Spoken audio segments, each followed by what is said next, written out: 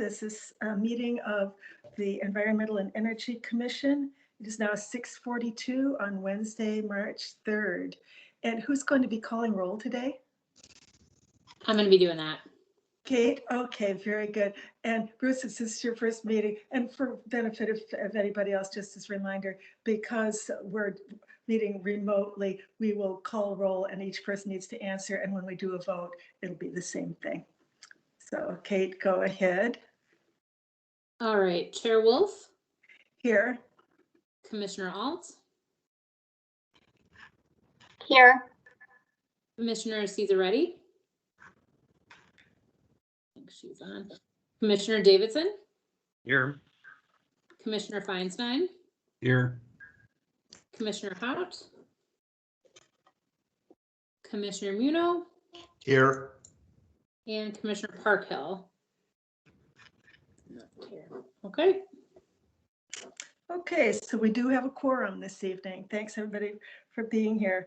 First order of business is approval of minutes of the last meeting.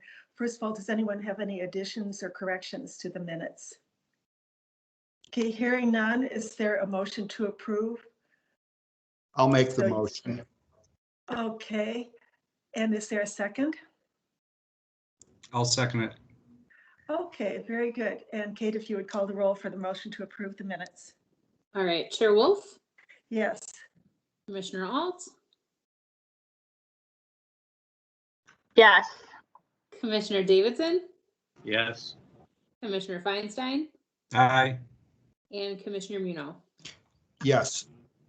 Okay, so the minutes are approved. Next order of business is the chair's report. And I think first order of business is to welcome Bruce to the commission. So very glad to have you here. Do you want to just tell us a little bit about your background?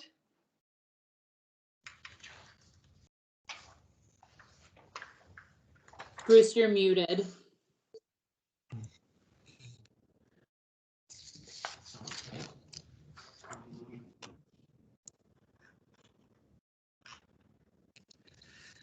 I think it's big, difficult. Top right of the, oh, yeah, there you go. There we go. There it goes. Now the visuals First, I'm not a techie.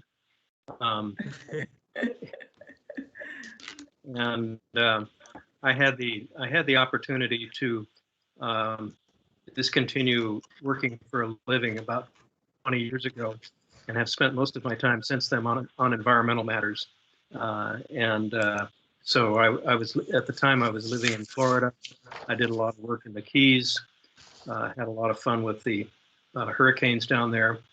And since I've been back up here in Chicago with family, have done a lot of work in the forest reserves, as well as becoming a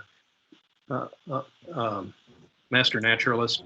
And we have a solar installation on our house. We have a huge 1,700 gallon water collection system that we use for our garden. I'm the yard man, my wife is the gardener. So we do a lot of, and I guess the other thing that I've done that's kind of fun is I made a model home for Go Green Wilmette, or I modified a model home for Go Green Wilmette, showing all of the things that can be done with an older home to make it more sustainable.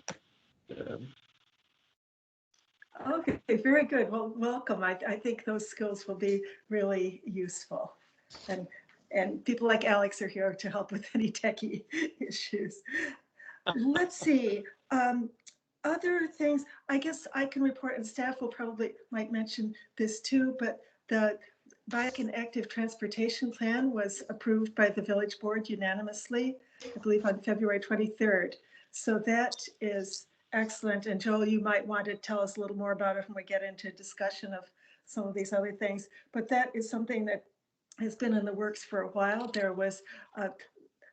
were consultants hired. This whole plan was put together. The Transportation Commission looked at it, and then the village board approved it. And as I understand it, the Transportation Commission will be involved in implementing it. So that's really a big step forward for the village and a very good thing. So that's about all I have. We'll move on to the staff report. Okay, I can start us off. So first and foremost, it was part of the meeting packet, but you should have all received an updated copy of the draft sustainability plan.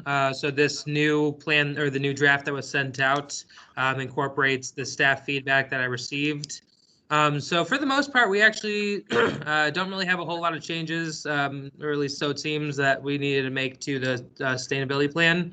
Any significant items, like I mentioned in our email, any significant items were highlighted. So I guess kind of from here, we should probably determine how we want to go about finalizing the draft sustainability plan, and then, before we present it to the administration committee. So that's something that, we can discuss later in the meeting.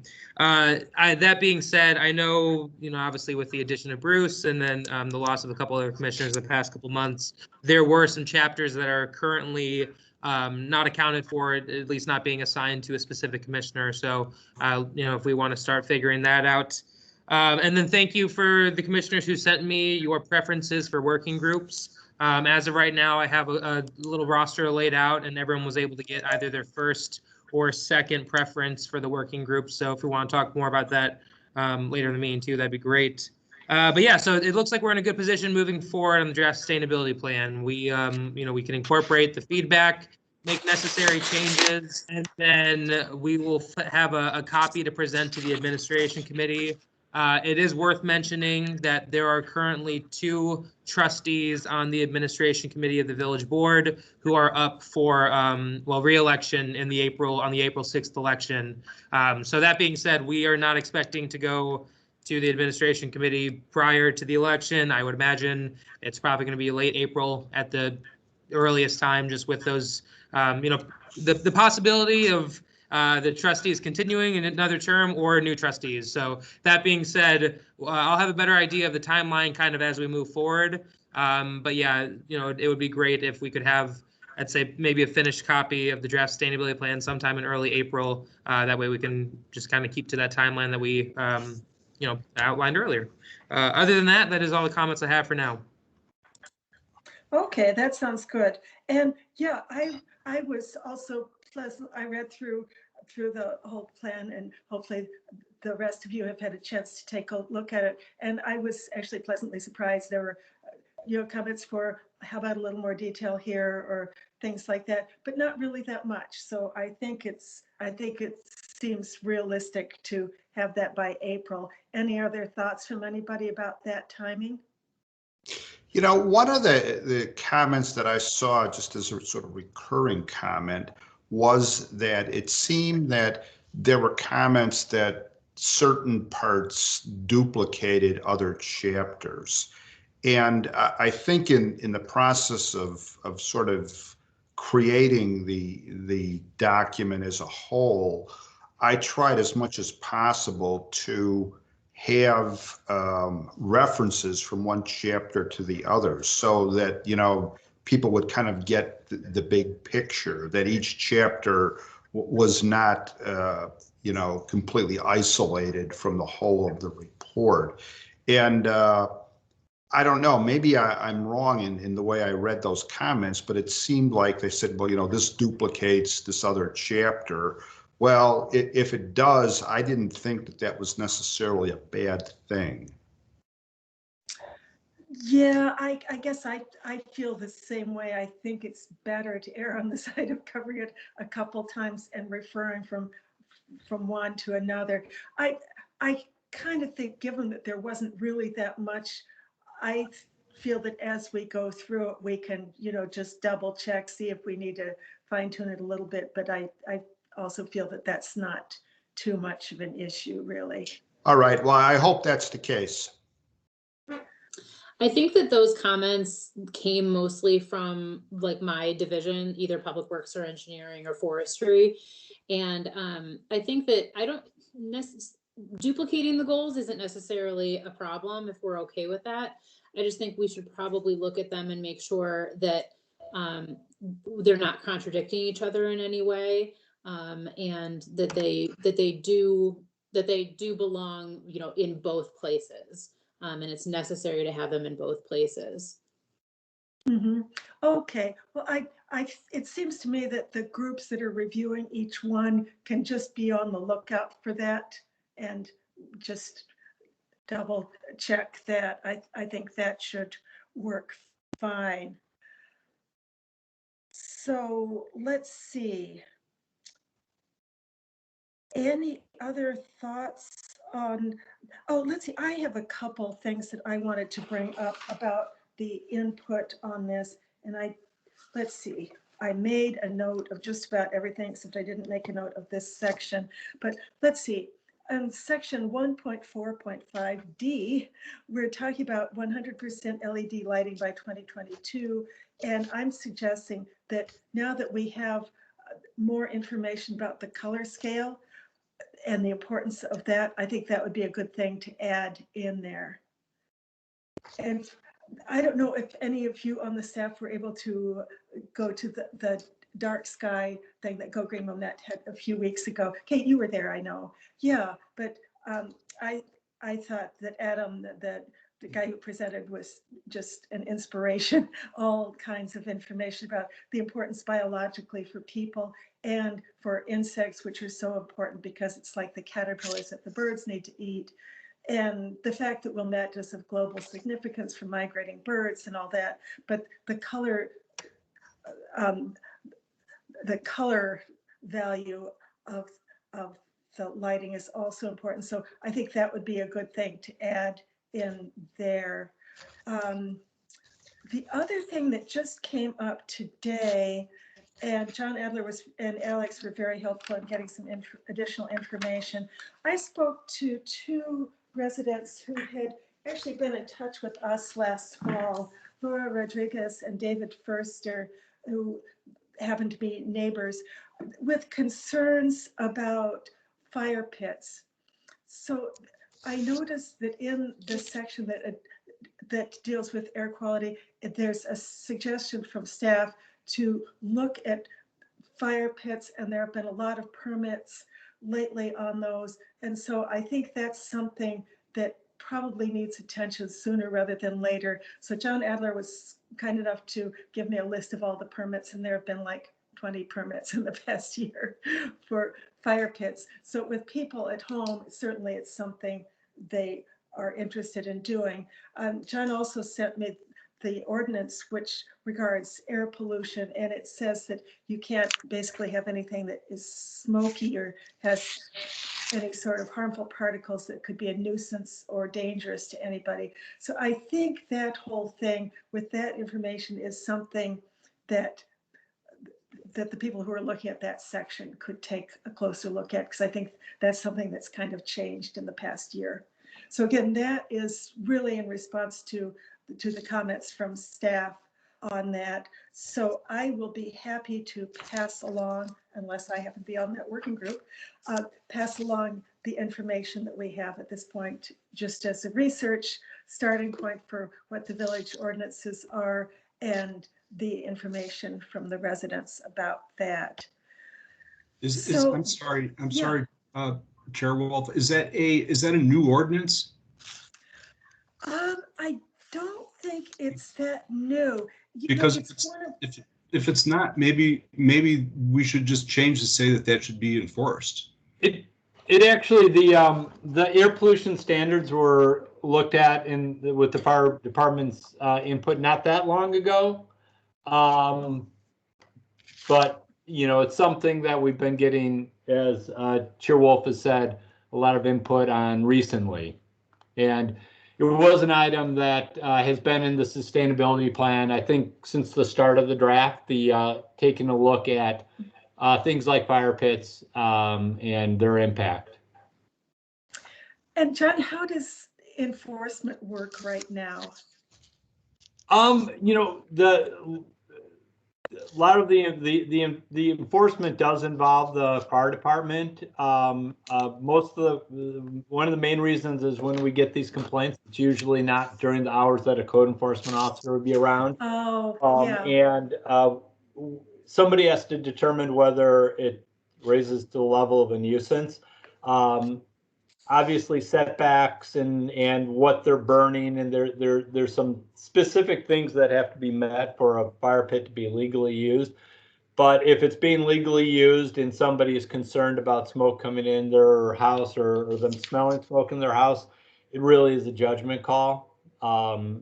Fortunately, well, we have had complaints, and we probably did see more of them in the last year with people staying at home. And I was surprised, like you, Chair Wolf, to see, 20 permits for fire pits in 2020 were issued. That doesn't take into account fire pits that are bought at a store, mobile fire pits that we don't take permits for. And if 20 people got permits to put in permanent fire pits, you got to imagine that a number of people probably bought portable fire pits. Yeah, As far as exactly. air quality goes, if you can smell the smoke, you're breathing it. So, and that's a hazard. Obviously, if people are using their indoor fireplaces, that's not covered by the ordinance, and there's nothing we really can do about that. But anyway, my 2 cents. Yeah. Thanks, Julie. Yeah. Okay. Well, it sounds like there's agreement that this is something that we should give some attention to as we work through it. So yeah, I think that's good that came up. Okay. I think the next thing is, Alex, are you ready to announce how the matches worked up for the working groups? Absolutely. No problem at all. Okay, so like I said, fortunately, everyone was able to get their first or second preference. So our three topics that I was asking you guys, I just want to make sure my language is correct. So let's see, renewable energy, urban forest preservation, and then native habitats, with the idea of kind of having a focus on like pollinator gardens and dark skies. So for the working groups, pollinators, Julie and Joel, I placed you guys in that group. For the urban forest ordinances, I have Bill and Amanda. And then for renewable energy, I have Bruce and April. And then I'm still waiting on responses from Ken and Arthur. So I kind of figured, now we currently have 2 commissioners in each working group. So depending on what the preference of Ken and Arthur are, I can throw them in and let them know. So yeah, I guess if you guys want to just determine how we want to go about research in the coming weeks with the working groups and whatnot. I know depending on the group, we'll probably have a variety of resources that we can lean on. And then, we've had lots of public comment from members of Go Green Wilmette expressing interest in working with these groups too. So I figured in the meantime, I could start reaching out to some of the resources that I think would be able to benefit each working group and starting to put together kind of a landscape of what this research is going to entail and how and what resources we can rely on and what advantages we have basically. Alex, if I just might make a suggestion, I wonder if it would be better if Bruce and I would switch. I mean, Bruce's background is sort of in ecology, and it seems that that's a much better fit with the second item. If you guys are, agreeable to that, I certainly am willing to accommodate you guys however you'd like. And Alex, I'm sorry. I was working on the sustainable communities and the pollinators from the beginning. So, it sort of makes sense I should be there since I've been working on it for over a year. If Joel doesn't mind. Amanda, I don't mind. I would switch with you if you want to do native habitats, and I could do urban forest if you want to switch with me. That sounds good. And Julie, I will also, work with you because I know you're also very passionate about this pollinators and dark skies. If it's not going to, stretch your bandwidth too much. No, I would welcome it. I think that would be great. Okay, great. That's great. So Thank you. So we'll switch. So urban forest will be me, native habitats will be Amanda. And what about Bruce and Bill, what are your thoughts on that, Bruce? I'm I'm the new kid on the block, and I'll do whatever the group would like me to do. And if I'm better off working on the urban forest, that was my second choice anyhow. Okay, well, why don't we do that? Why don't we switch you to urban forest, and we'll put Bill up on renewable energy then? Yeah. And So I'm sorry. Go ahead. Can you, now that we have new commissioners, can you please distribute contact information for everyone? I know because of open meetings, it can be hard for us to have that readily accessible. So I know we don't have Bruce's information, for example. So maybe phone numbers and emails. Yeah, absolutely. That I would be can great. send you guys emails. That way you Oh, know great. how to contact each other. So let me just go through the roster real quick just to make sure I have it right on my end. And then yeah, just be sure. So pollinators, I have Joel and Amanda. Urban forest, I have Julie and Bruce. And then renewable energy, I have April and Bill. Yes, Sound that good? sounds right. Okay. Yeah. And I imagine, obviously you will be able to help out. And if there was another group that was really irking your interest, then, I'm sure we're obviously a very collaborative group. So I'm happy to assist any working group as needed. And I'm sure, everyone will collaborate and work well together. Yeah, yeah. Well, and the other thing is, as we work through this, probably what's going to come up is one of the questions I had today, like, what's the ordinance on this? Alex is the point person for that. So when those questions come up, just get in touch with him and he can arrange to get that information to you. And Alex, could you go over with us just briefly the Open Meetings Act restrictions and, in this case, non-restrictions, but could you just go over briefly so everybody's familiar with how that applies to the working groups?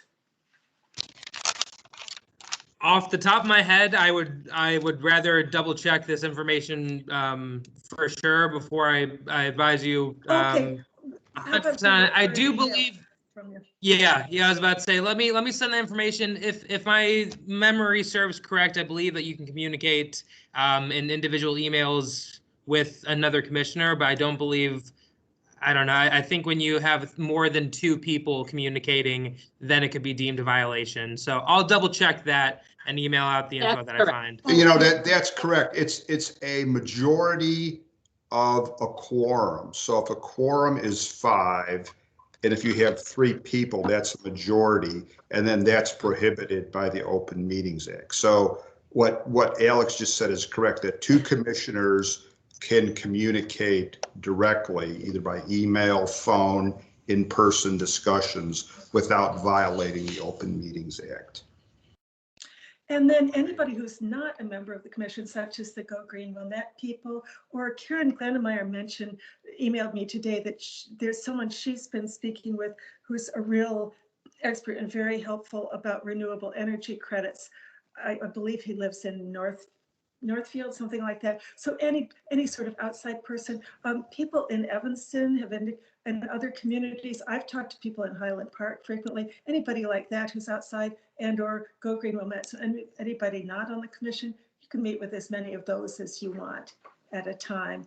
But yeah, just to make sure we're following all the rules, Alex, that would be great to just get a confirming email on that. Yeah, absolutely. No problem at all. Okay. That sounds good. Let's see. I'm sorry. And then Julie, Here, I'm sorry to interrupt you. So Oh, the no worries. working groups. So I understand we're putting the plan together. We're going to move it through administration and then hopefully to the village board. So the working groups are, what exactly is the goal of our working groups? I'm sorry, I wasn't here last time. Okay, the goal, oh yeah, I'm sorry, I should have gone into it a bit more. Well, first of all, I think there are 2 things kind of going on simultaneously within the commission.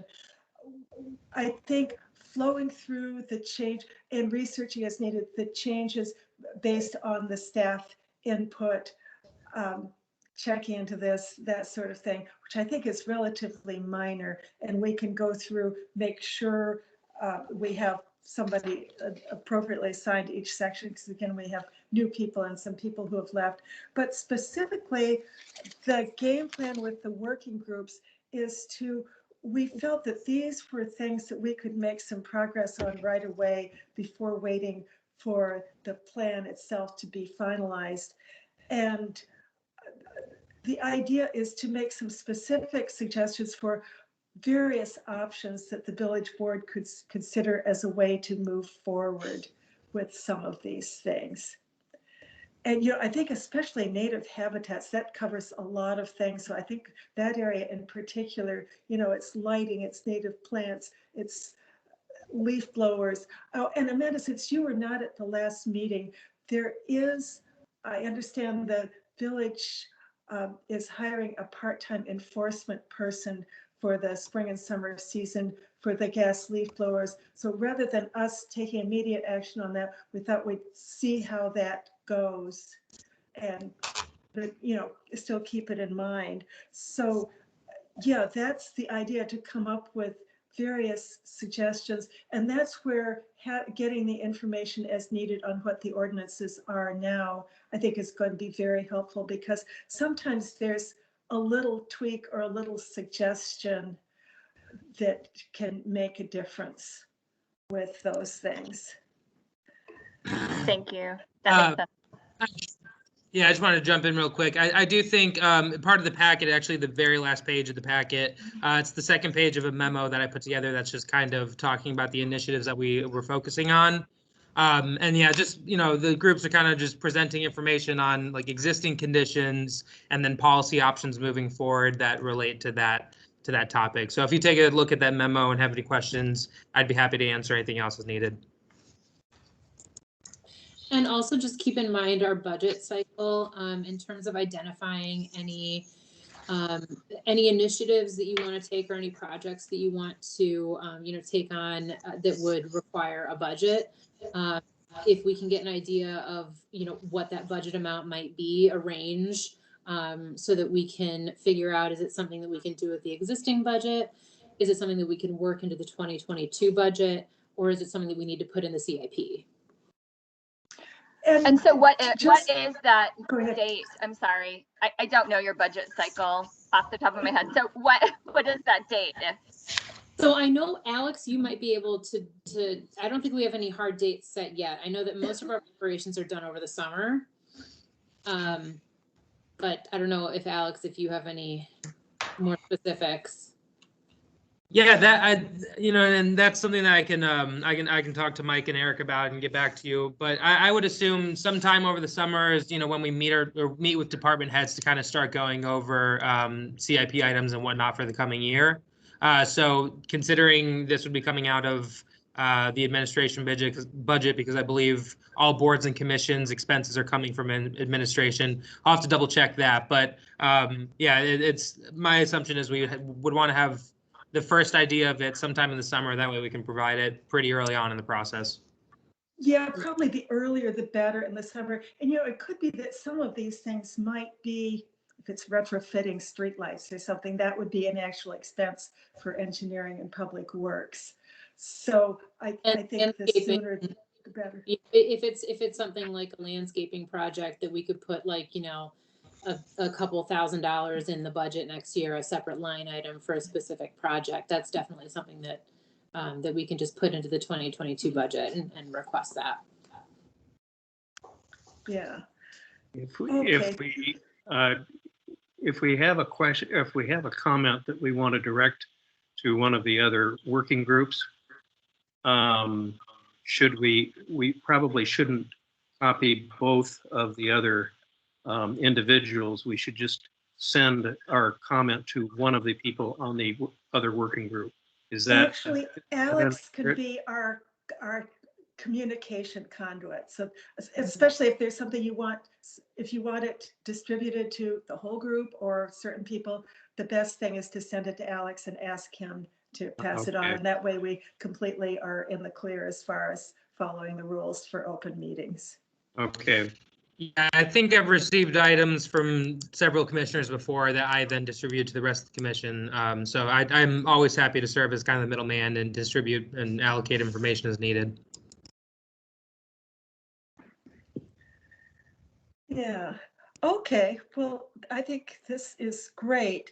Let's see. Did anybody have any specific thoughts or comments about anything else about the staff input on the draft sustainability plan? It seems like most will. Let's see. I wanted to go over, and maybe we can't finalize all of this tonight, but I had a list as of August 20th of who was kind of assigned to which section. Climate, Rebecca Boyd was in charge of that, and she unfortunately moved away.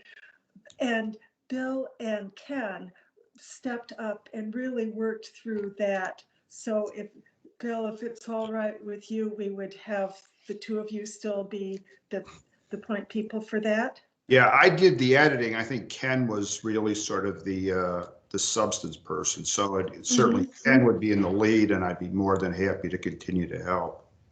Okay, that sounds good. And economic development, that's where that person has moved on. So that one, not sure at this point. Energy is April, who had a commitment, but she may still join us in a few minutes. She said she might be free about 7:15, but that's April. Land is Ken Parkhill. Leadership is me. Mobility is Joel Feinstein. Municipal operations is staff. Sustainable communities is Amanda Alt. Waste and recycling is Arthur Hout, who's not here this evening. And water is Bill, So really the only ones that are kind of up in the air are, I think, economic development. So maybe we can just cover that for now. Julie, I think in our last meeting, you mentioned that there might be 2 new commissioners. I think we still have one. Yes. Is there any news about a second person? Well, there's one person who is seriously considering it, and I hope very much that this person will join us soon, but no news yet. Okay. I can provide a little more info too, Commissioner Muno. We did have another resident lined up to join the commission. His name was Victor. However, he withdrew his appointment because I believe he's moving out of state for another job. Or for a job. So we were going to have 2 commissioners appointed. But yeah, so we're kind of back to, we have one more spot to fill. And then Commissioner Hout is serving, thankfully past his term for the time being. So it's a possibility that we still have 2 new commissioners to add in the coming months. But yeah. All right, good. Yeah, and we had mentioned this briefly before, but I think when the administration committee worked through the boards and commissions, I don't know if you'd call it requirements or regulations, but they reformulated the Housing Commission and the Human Relations Commission. But at that time, I think the whole boards and commissions thing was getting a lot of attention, and there have been a number of applications and a lot of interest throughout the village, not just in this, but in other commissions, which I think is absolutely great.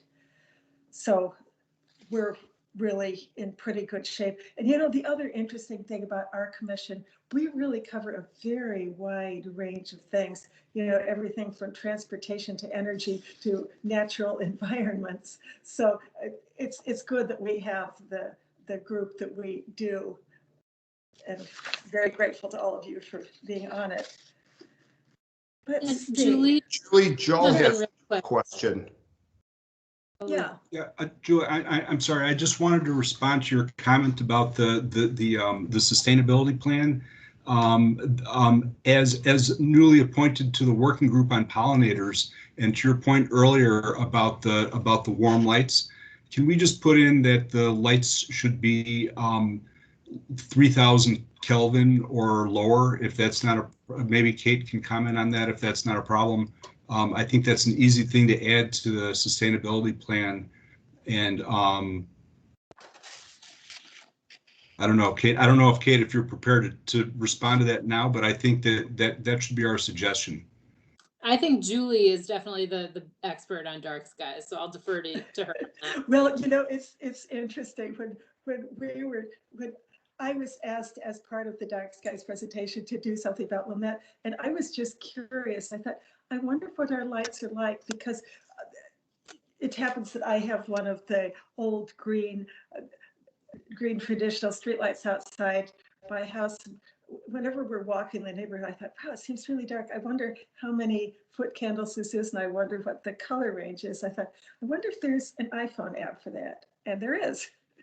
So I downloaded it and checked it out.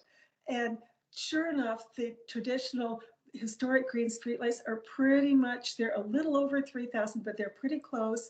And okay, with this app, it measures lumens, which is like a metric version of brightness. The village's ordinance refers to foot candles, and the maximum is half a foot candle at the lot line. And those of you who might have studied lighting, the intensity of light is the inverse proportion of the square of the distance. But anyway, half a foot candle is not very much. I found a neighbor's garage lights who qualify nicely, and it's these lights that are shielded, so they go down. They're a nice warm color, and sure enough, it's half a foot candle at the lot line. So I took pictures of all that.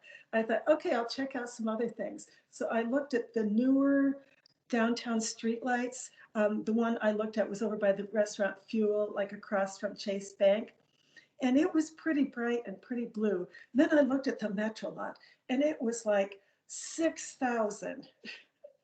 So It Julie, was like way up there. But yeah, I can give a little bit of background on that. I actually, because we before that Dark Skies, I think I sent this to Beth Drucker, but I don't think it ended up in the presentation. But the green poles are actually, we measure them at 2,700 Kelvin. So they would actually, that's pretty good. The larger, we also have the taller concrete poles. Those are closer to 4,000. Mm-hmm. And then the ones in the Metro lot, I believe, are like way outdated technology. And I think we've put that on a priority list for replacing those, because we know that they are, not. Yeah, exactly. Does Wilmette own the Metro lot, or is that part of Metro? So we don't own the Metro lot, but we do maintain the street lights. Oh, so, okay. Yeah, we don't own it, but we have a lot of maintenance responsibilities in the Metro lot. And does Metro, or if you know the answer to this, does Metro require a certain light level in the parking lot itself? I don't know that off the top of my head. Okay. And there are like a million things that could be looked into. One thing that came up in a conversation I had today is, some of you may have heard, it was in all the news, there's some sort of an app or something where you can tell when the birds are going to be migrating through. You can't see them, but it is public knowledge that 5 million birds are coming through Chicago in the next 2 days. And I know that happened in the fall. It happens again in the spring. And the idea of dimming every light we possibly can, parking lots, beach parking lots, people's houses during those critical migration times, it just goes on and on. That's something the group can discuss. But that's interesting about the Metro lights.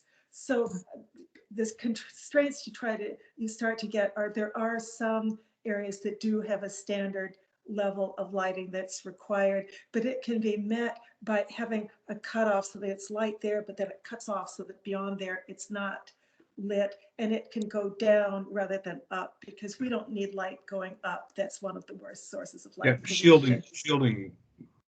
That's a good thing, and maybe, I don't know, Public Works can look into retrofitting existing lights with shields, but I don't think that's uncommon. We'll look into it on the working group. Yeah, there's a lot to look into. And I actually went to a seminar this summer, like an online thing, about lighting standards for municipalities. And it was actually quite inspiring.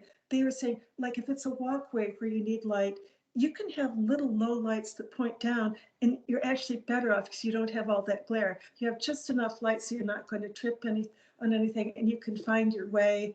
Or you can, in areas that aren't frequently visited by pedestrians, you can have something that's motion actuated so that when somebody walks by, the lights go on. The rest of the time they're not on. So it sounds like it'll be in good hands. Joel, I know you have an engineering background, so I think that will be good. So let's see, I think as far as timing then, the sooner the better for like in the next few weeks, getting as many suggestions as possible, especially anything like what we were talking about, any retrofitting, or as Kate was saying, if there's something like a small landscaping project here and there, it sounds like that's very possible to fit that into the budget, but identifying that as soon as we can, I think is good. Julie, if Yeah, I could jump in real quick, staff kind of just met and briefly like roughed out a schedule for getting the sustainability plan to the administration committee, but we did not take into account the fact that the economic development section is not really complete. So, I mean, at this point, is it feasible for us to be sending that plan to the admin committee in April? Or do we need more time to incorporate the economic development section?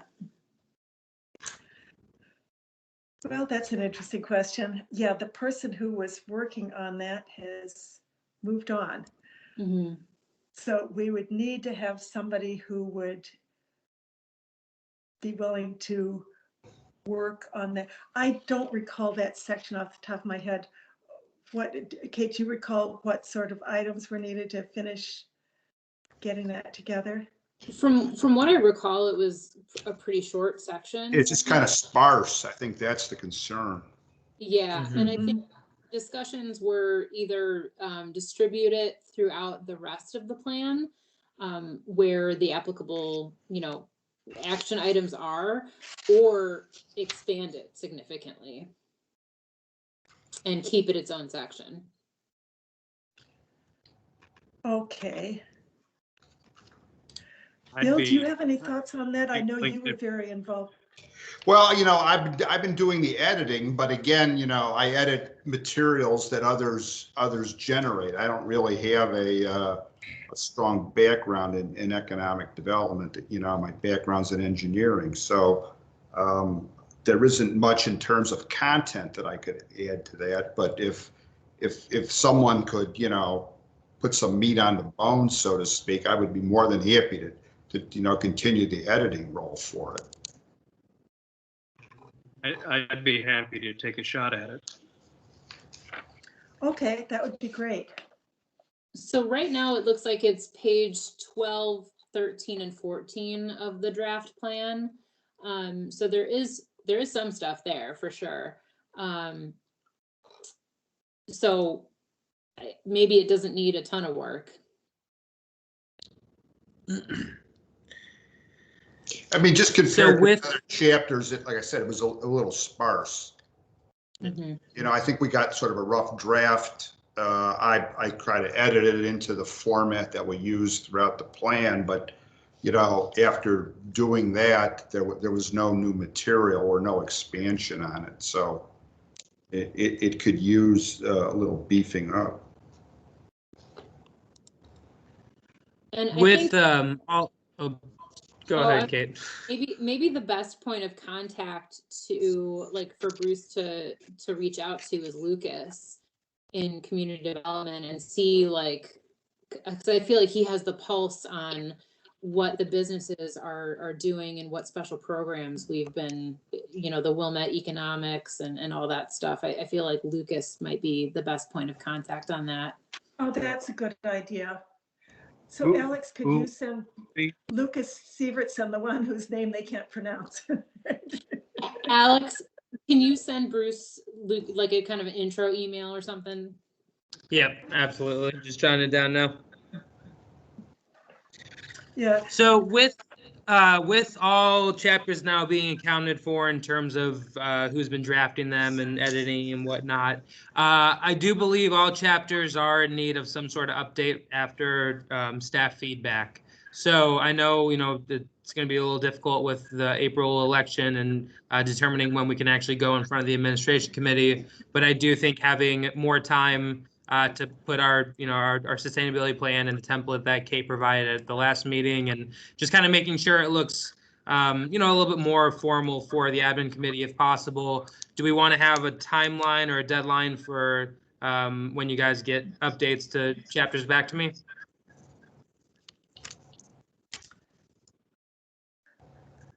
Sure, my schedule's open. It wouldn't take me long. What works for other people? I always figure, giving more time is better than less. So if we wanted to do, like getting an updated section or updated chapter of the plan, maybe by the end of the month, so Wednesday the 31st, that gives you guys a couple weeks. I was thinking about the same thing. That work for everybody? Plan on March 31st, have something revised to Alex? Yeah, that'd be great. I think my stuff is pretty minor, so that's great. That's great timing. Okay. And then are we And then gonna have next meeting then, maybe like the first full week in April? Or Alex, yeah, you won't really have to do much with it after it gets back to you, right? Yeah, and I was gonna say I can send out just like some information regarding how we want to finalize each section too. So like I can send out maybe a reference guide for how we want to incorporate the references because so far it doesn't seem to be very uniform. So maybe I can send out a guide. Helpful. Yeah, that would be great. No problem. That would be great. And let's see, for benefit of Bruce, since you're new, what we've found works the best at finding a meeting date is Kate will send a doodle poll with various dates and everybody just responds and we'll find a date that works for the majority of the people. If I could make a comment on the chapters in the sustainability plan, it's kind of the new kid on the block reading it green.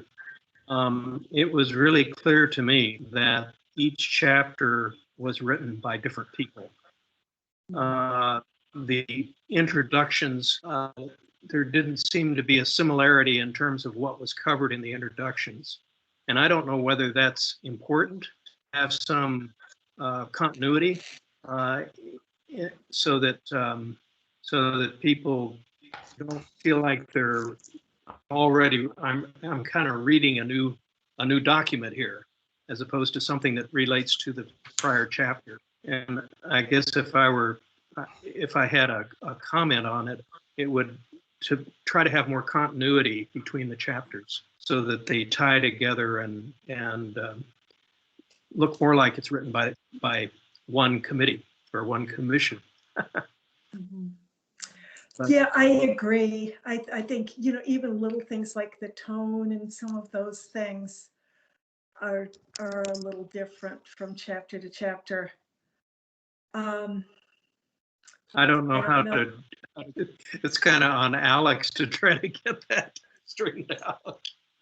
Yeah, I actually am kind of into writing and editing. I mean, I could take a crack at proposed changes and you could accept or reject them. Yeah, I'd be happy to look through and try to make it so that's the same tone and voice too. And then if it's helpful, what I could do is as I get updated chapters from commissioners, I could email them out. And that way you guys can kind of see the direction that was taken for each updated chapter as it rolls in. I know, for instance, I think Joel already got me an updated section of his chapter. And maybe there's more changes that will come, but if it's helpful as I receive it, I can email it out.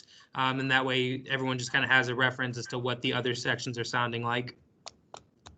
Okay, I'm wondering too, if Alex, you're going to send, bits about how references are to be done and all that. I wonder if there's any sort of guidelines for how the thing flows so that you could give us some little guidelines to sort of massage it into similar format. Yeah, I'd be happy to. Let me read through some and maybe we can chat, and I bet we could come up with something to have some That's guidelines. exactly what I was gonna say is if we wanted to meet personally, we can figure out kind of a guideline approach for each chapter, and then I can send that info out as needed. So Okay. I'll follow up with you about that. Okay, that's great. You Yeah. can feel free to include me in that too. I Okay. think the issue is probably maybe the introduction, because I mean, existing conditions is very clear of what is going to be in that section, but the term introduction is kind of nebulous, and I think a lot of people interpreted it differently. Mhm. So I think maybe if we just focus on that, on the introduction for each one. Yeah. You know what else? I think the introduction to the whole thing needs some work. There was this antiquated one and I tweaked it a little bit, but it could use some more work. So that's great. The three of us can work on that, and I think we'll be able to get there. Yes, I appreciate those comments. Okay, so we're looking Sorry, at. Julie. Go ahead.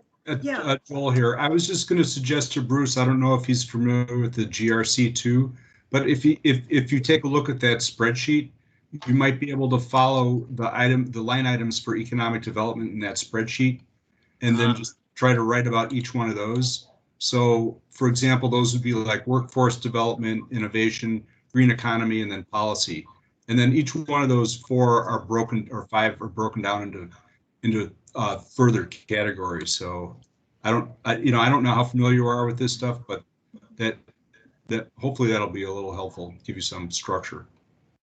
And just to give you an idea of what that is the GRC2, that spreadsheet was like an amalgamation of a bunch of different sustainability plans from all across the state. So it has kind of goals but goals that other people have used and already achieved in the area. And I think, Alex, correct me if I'm wrong, but the most recent version of it, there's a link to it on, it looks like the very last page of the draft plan. It would be page 68 of the draft plan. There's a link to a Google Drive that has the most up-to-date version of that spreadsheet. Yep. Yeah, so it is up to date. It also incorporated staff feedback. And then if you click on that link, it'll bring you to Google Drive, but you can download it as an Excel format or Excel file. So I have one other thing. I know I feel like I keep picking on Kate because she's in Public Works, but as far as the Envision thing goes, what I was going to suggest is that we do it for try it for one big project, and you could either do it for Central Avenue if you want to do, since it's in the mobility section, or maybe you want to do it on the stormwater job, and just have someone in staff just go through and try to rate yourself with that spreadsheet. I've never used it myself. Yeah, our engineers had never heard of it. Yeah, so I mean, it's easy to find it, and I downloaded the spreadsheet, and you can just go in there and do a self-assessment and figure out where you fall. And I think that maybe not for Central Avenue, but for the stormwater stuff, my guess is you're gonna look pretty good. And I wouldn't do it for projects that are small. I would say $5 million or more. But so anyway, that's unless you object, that's the direction I was going to try to take on that Envision piece. Okay. And Joel, I know you sent that out. I did not get a chance to read through it. Could you tell us briefly what Envision is and what it's all about? So Envision is sort of, I think of it as a response to LEED.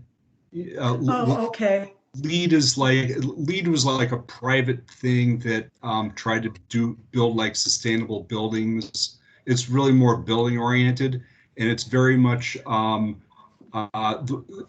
don't know, I'm a little bit jaded about this. I think that these guys just want to make a lot of money.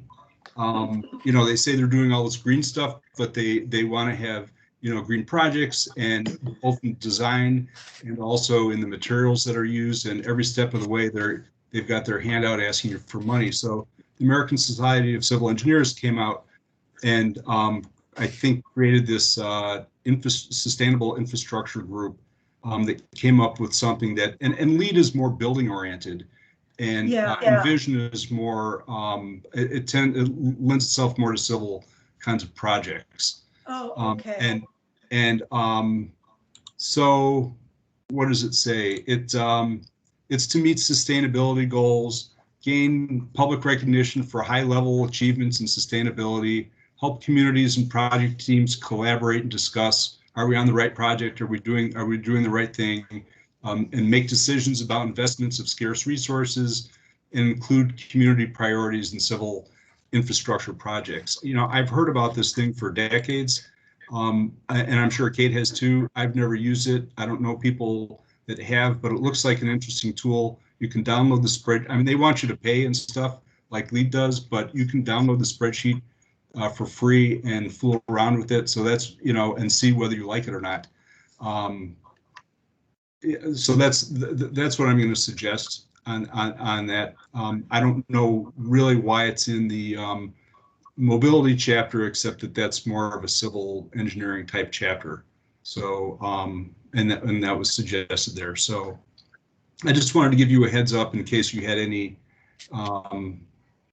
You know, and I sent back some changes to Alex, just really rough, and there's a link in there to it if you want to. Alex can send that to you, or I can send it to you, and you can download that spreadsheet and take a look at it. And feel free to reach out to me and give me feedback. You know, before, so if I need to tweak something before the end of the month, I can do that. That's all. Thanks. Okay, that's great. Thank you.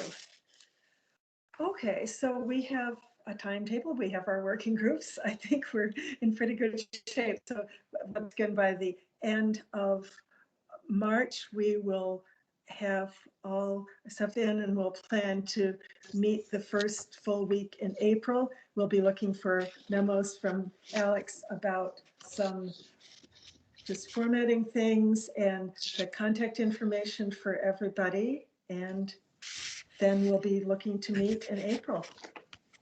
So Julie, if you want, I'll shoot you an email and we can figure out a time sooner rather than later to go over guideline stuff. And Kate, I'll include you on that. And then once we get that stuff knocked down, I'll send out the reference guide and guidelines. Okay, that sounds excellent. Okay, it seems like we've concluded what we need to go through. So I think at this point we would open the meeting up to public comment. And let's see, one of you will recognize people who want to speak. And first of all, were there any public comments submitted online or anything like that?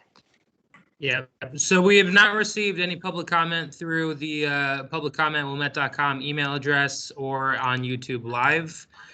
So we do have a couple members outside of the commission who are on the call today. If you could just use the emoji to denote that you wish to speak, and we can call on you, and you know, the floor will be yours. So if there's any outside members that would wish to speak, please, in the top right of your screen, you should see this little hand emoji. If you just click that, I'll see the notification pop up. Or if you're on a phone too, you could also speak up if you wish to make a public comment. It doesn't seem like many people are jumping. Yeah, if you're on an iPad, the little hand raise is going to be at the bottom. Okay. Well, I'm not seeing any. It looks like perhaps we don't have any comments. But we do have one. Oh, we have one. Okay. Yeah, we do have one. Looks like Michelle Thorne would like to speak. So Michelle, the floor is yours. Thank you very much. My name is Michelle Thorne. I've been a resident of Wilmette for 26 years. And this is my first time observing your meeting of the EEC. I read through the minutes. I took a quick look at the sustainable plan, and I'm really impressed. Some of the things that really jumped out for me were front yard garden opportunities. more emphasis on the walking and biking and public transport. And I know we've got a lot of people who've been working on that over the years. I love the emphasis on the water plant because obviously for purposes of safety for the residents, but also I learned on various tours I was able to take of the plant that other than tax revenues, our revenues from the water plant are some of the biggest revenues we get in the village. So it's also an important revenue stream. Couple other comments. I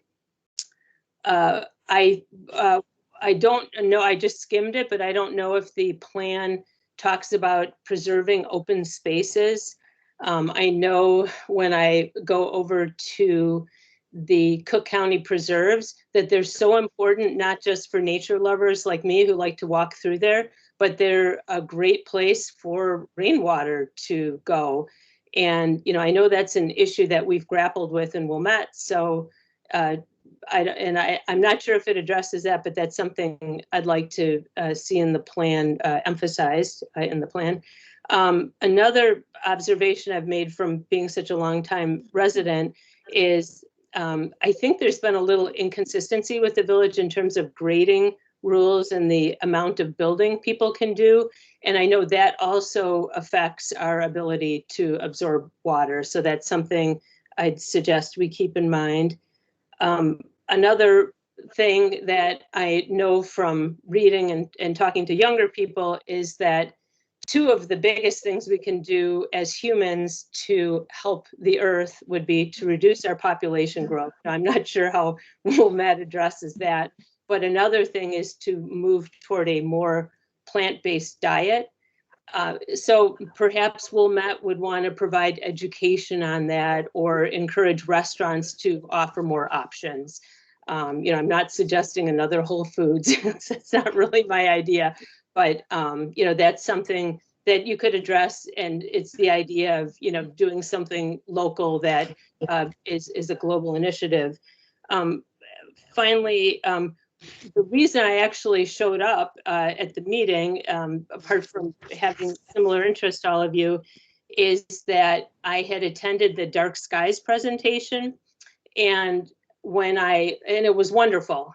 When I listened to it, I thought, oh my gosh, we have someone right in our Harper neighborhood who has tens of thousands of lights on for this year was from the beginning of December through the second week of February, and the village does nothing. So I would say to you, for example, you know, we have in the village code, and I printed it out, environmental performance standards. So if we have standards like these in the code, I would make sure that you talk to the people on staff who enforce the code and say, are you going to be able to enforce it? Do you need certain standards to enforce this? How much leeway does staff have in enforcing it? Because my experience is there's a lot of selective enforcement, to be honest. So, you know, all the work that you're doing, all the thought you're putting into this document, I think that's a discussion you need to have with the staff. Thank you very much for your work and for letting me come. Michelle. I think you should know that that you could become a commissioner if you put your application in very quickly. That's very nice. Maybe I will. That's very nice. Thank you, Joel. Michelle, I also did just want to, if you want to take a look at chapter 4, that's where we do cover protecting open space, and then also right above that, encouraging locally grown food. So if you do have suggestions of things to add to that section, you know, absolutely contact us. And if I may add, Kate, you just made me think of something I forgot to mention, which is, and I don't know if it's in here, but putting even more of an emphasis on buying locally, because, you know, we really should be, and it's encouraging, but we should be encouraging residents to do that, obviously, because we want our businesses used locally. It helps our tax revenues. It helps our ability to shop locally. But, you know, looking at it on a global standpoint, I don't think it helps to be buying from Amazon for a lot of reasons, unless it's really something you can't get locally. So thank you, Kate. You made me think of that. And I don't know how much the plan addresses that. Again, I just sort of skimmed it before the meeting. Thank you. Yep, and then just to add on to what Kate said, if for Michelle or any other members of the public, my information is listed as the staff liaison for the Environmental and Energy Commission. So I'm always willing to, send feedback to the applicable commissioner or whatever chapter would best align with. So always feel free to reach out to me, and I will make sure your voice is heard amongst the commission. Thank you. That's great. So if there are any Okay. other members of the public, it doesn't seem like anyone was making that emoji now. Last chance, if you would like to speak, please just denote that emoji.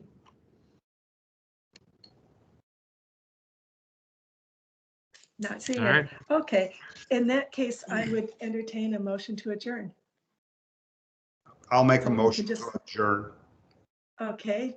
Bill moves. Is there a second? I'll second. Thank you, Amanda. Okay, and Kate, would you call the roll, please? Yeah, Chair Wolf, Yes. Commissioner Alt, Yes. Commissioner Davidson, Yes. Commissioner Feinstein, Aye. and Commissioner